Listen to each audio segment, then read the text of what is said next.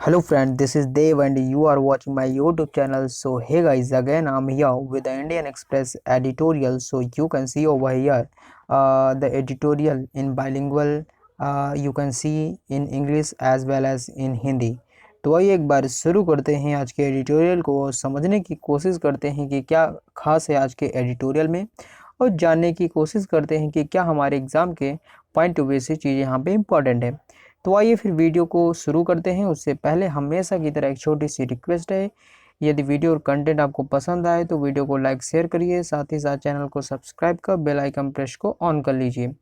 देखिए ये इसलिए बोलना पड़ता है क्योंकि अगर आप लोग इतना सपोर्ट करते हैं हमें तो कई बार मोटिवेशन आता है अंदर किससे कि चलो आप लोग भी सीरीज़ को पसंद कर रहे हैं और चीज़ों को कोशिश कर रहे हैं कि हम हमसे ही पढ़ें, तो कई बार अच्छा लगता है कि आप लोग हमसे जुड़ रहे हैं। तो बस यही एक मोटिवेशन रहता है कि आप लोगों के लिए डेली वीडियो बनाने का एक जुनून अंदर से आता है कि चलो कोई नहीं, जो लोग जुड़े हैं कम से कम उनकी मदद तो करनी ही चाहिए।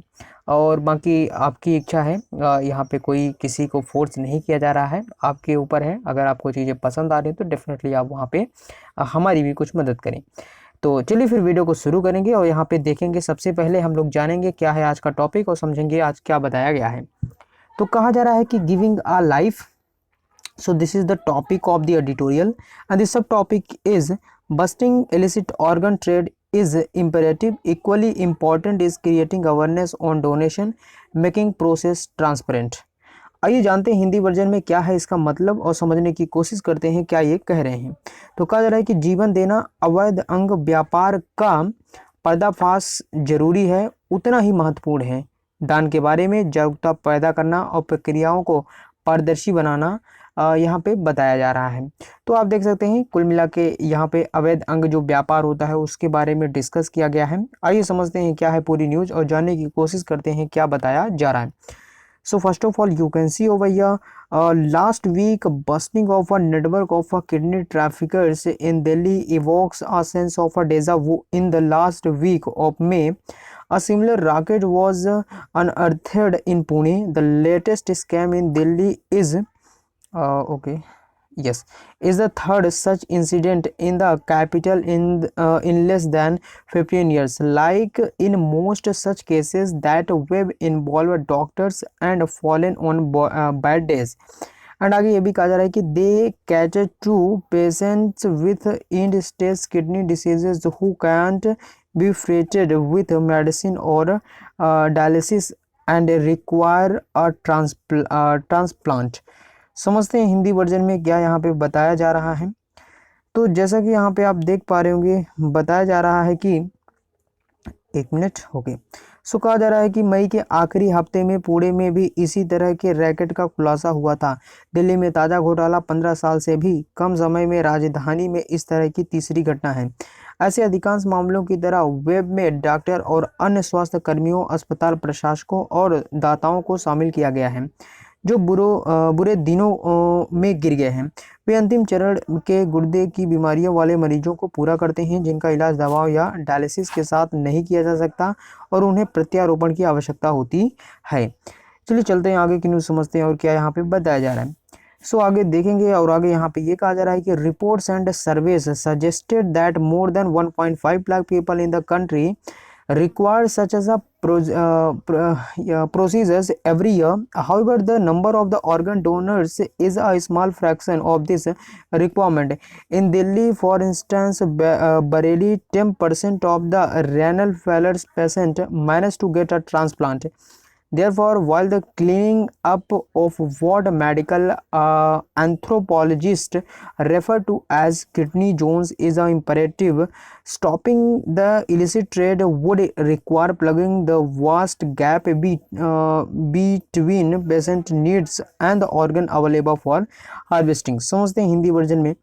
सो आगे कहा जा रहा है कि रिपोर्ट और सर्वेक्षण बताते हैं कि देश में 1.5 लाख से अधिक लोगों को हर साल इस तरह की प्रक्रिया की आवश्यकता होती है। हालांकि अंगदाताओं की संख्या इस आवश्यकता को एक छोटा सा अंश बताता है। उदाहरण के लिए दिल्ली में गुर्दे की विफलता के मुश्किल से 10% रोगियों का प्रत्यारोपण हो पाता है। इसलिए जबकि चिकित्सा मनोवैज्ञानिक किडनी जोन के रूप में संदर्भित करते हैं कि सफाई अनिवार्य है। अवैध व्यापार को रोकने के लिए मरीजों की जरूरतों और कटाई के लिए उपलब्ध अंगों के बीच विशाल अंतर को पाटने की आवश्यकता होगी। मानव अंग और ऊतक प्रत्यारोपण अधिनियम 2011, आइए समझते हैं इसको इंग्लिश वर्जन में सबसे पहले। यहाँ पे बताया जा रहा है कि the transplantation of human organs and tissues act 2011 recognise 3 kinds of donations by living organ donors, those by near relative parents, siblings and spouses, altruistic donation and swap donation when a near relative is a medically incompatible with the recipient. The pairs is permitted a swap transplant with another related unmatched donor recipient pair. The black market in organ trade flourishes by disguising illegal trafficking as altruistic donation. That in case after case, including the latest scam in Delhi, the desperately poor are lured into selling their organs speaks of the failure of the procedure that aimed to establish the donors altruism. Suggestions to increase transparency in the work of a committee that scrutinize organ donation have been largely ignored by the country's medical authorities. देख लेते हैं इसका Hindi version में क्या यहाँ पे बताने की कोशिश करी जा रही है। जैसा कि यहाँ पे आप देख सकते हैं, कहा जा रहा है कि मानव अंग और ऊतक प्रत्यारोपण अधिनियम 2011 3 प्रकारों को मान्यता देता है। जीवित अंग दाताओं को दान का, निकट रिश्तेदार यानी माता पिता, भाई बहन या पति पत्नी, परोपकार दान या अदला बदली दान जब कोई निकट संबंधी चिकित्सकीय रूप से प्राप्तकर्ता के साथ असंगत होता है तो जोड़ों को एक अन्य संबंधित बेजोड़ दाता प्राप्तकर्ता जोड़ी के साथ स्वयं प्रत्यारोपण की अनुमति होती है। अवैध तस्करी को परोपकारी दान के रूप में छिपाने से अंग व्यापार में काला बाजार फलता फूलता है। मामले के बाद दिल्ली में नवीनतम घोटाले सहित सख्त गरीबों को अपने अंगों को बेचने का लालच दिया जाता है, जो उन प्रक्रियाओं की विफलता की बात करता है जिनका उद्देश्य लक्ष्य है कि दाता के परोपकारिता को स्थापित करने के लिए अंगदान की जांच करने वाली समितियों के काम में पारदर्शिता बढ़ाने के सुझावों को देश के चिकित्सा अधिकारियों द्वारा बड़े पैमाने पर नज़रअंदाज कर दिया गया है। आगे ये भी कहा गया कि भारत का अंग प्रत्यारोपण कानून परिवार के अनुमोदन, तो आइए इसको समझ लेते हैं सबसे पहले इंग्लिश वर्जन में। तो कहा जा रहा है कि India's organ transplant law recognise cadaver donation with family approval, however declaring a person brain dead in time for organs to be harvested is a complicated procedure, and most hospitals in the country would be hard put to summon the expertise and facilities required for this purpose. With the number of people suffering lifestyle diseases increasing exponentially in the past 2 decades, addressing such a challenge in an ethical manner cannot be postponed for too long. तो देख लेते हैं क्या last में suggestion के रूप में बताया जा रहा है आज के एडिटोरियल में। तो कहा जा रहा है कि भारत का अंग प्रत्यारोपण कानून परिवार के अनुमोदन से सब दान को मान्यता देता है। हालांकि अंगों की कटाई के लिए किसी व्यक्ति को समय पर ब्रेन डेड घोषित करना एक जटिल प्रक्रिया है। देश के अधिकांश अस्पतालों में इस उद्देश्य के लिए आवश्यक विशेषज्ञता और सुविधाओं को बुलाना मुश्किल होगा। पिछले 2 दशकों में जीवन शैली की बीमारियों से पीड़ित लोगों की संख्या में तेजी से वृद्धि के साथ ऐसी चुनौतियों को अनैतिक तरीके से संबोधित करते हुए बहुत लंबे समय तक स्थगित नहीं किया जा सकता है।